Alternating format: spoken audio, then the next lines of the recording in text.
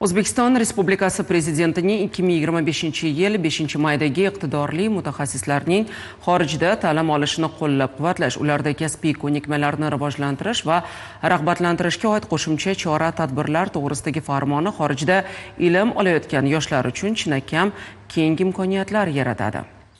Unga ko'ra, El-yurt umidi jamg'armasi tizimi va faoliyatida qator o'zgarishlar bo'lmoqda. Jamg'arma rahbariyati ishtirokida bugun bo'lib o'tgan matbuot anjumanida mazkur farmonning mazmun mohiyati hamda kutilayotgan o'zgarishlar haqida ommaviy axborot vositalariga batafsil ma'lumot berildi. Dilbar Primova reportaji shu haqida.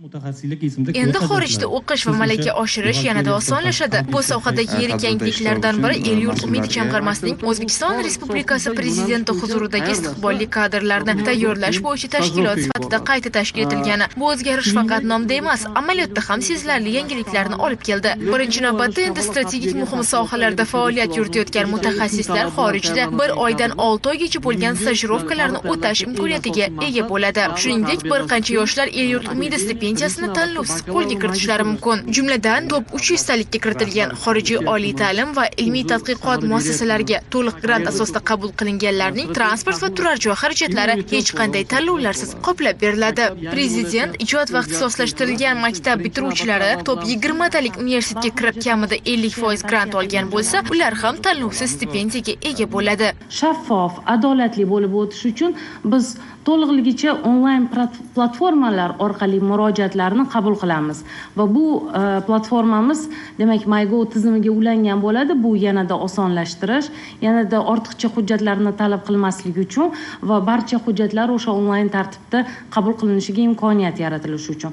Bundan tashqari, farmonga asosan stipendiyatlarning xorijda olgan ta'lim to'g'risidagi hujjatlari va ilmiy darajalari maxsus sinovlarsiz to'g'ridan-to'g'ri tan olinadi. Top 300 talikka kirgan universitetlar bilan hamkorlikda qo'shma ta'lim dasturlari ochilishi ham nazarda tutilgan. Ularning filiallari O'zbekistonda faoliyat yuritadi. Hatto xorijlik yoshlarning bizda o'qishi ham jamg'arma tomonidan moliyaviy qo'llab-quvvatlanadi. Prezidentimiz tomonidan xorijiy ekspertlarni, nufuzli olimlarni O'zbekistonga jalb qilish va ularni 1 yil davomida fanlarni o'qitish, turli bo'lgan dasturlar asosida faoliyat olib borishga ham El-yurt umidi jamg'armasining ko'magida amalga oshirilishi inobatga olindi.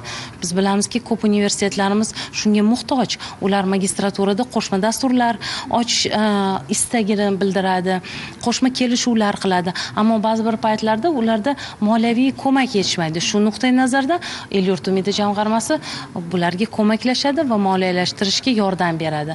Shuningdek, eng afzal tomonlardan biri farmonimizda, ya'ni prezidentimiz yaratib bergan sharoitlarda nafaqat O'zbekistonda iqtidorli kadrlarni, balkim xorijiy talabalarga imkoniyat yaratib, ularni bizni oliy ta'lim muassasalarimizda ta'lim olish imkoniyatini berib, ularga ham grant ajratish masalasi kiritilganligini ko'rishimiz mumkin.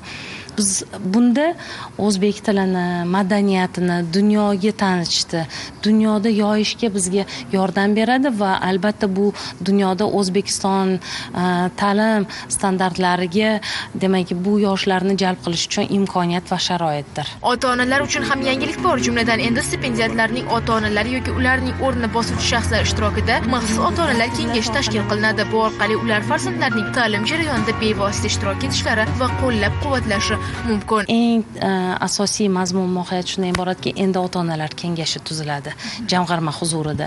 Chunki har bir stipendiyant, bu yerda stipendiyant, jamg'arma va ota-onaning mas'uliyati bo'yicha ota-onalar barcha qabul qilinayotgan qarorlardan xabardor bo'lish uchun, yangiliklardan xabardor bo'lishi va o'zining farzandi, demak, o'sha bakalavrda, magistraturada bo'ladimi, o'qiyotganda u qanday o'zlashtirayotganligi va u qanday hozirgi kundagi global jarayonlarga bardosh berayotganligi, birgalikdagi bo'lgan mas'uliyatimiz nuqtai nazardan, umuman davlat tomonidan, prezidentimiz tomonidan ko'rsatilayotgan g'amxo'rlikda to'liq xabardor qilib borish nuqtai nazardan.